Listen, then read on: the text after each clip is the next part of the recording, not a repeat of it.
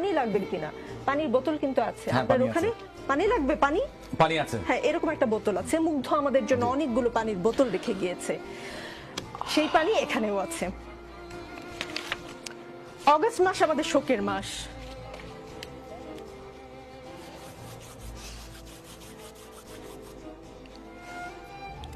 অগস্টের আগে জুলাইতে এমন করে শোক পালন করতে হবে আমরা কেউ ভাবিনি।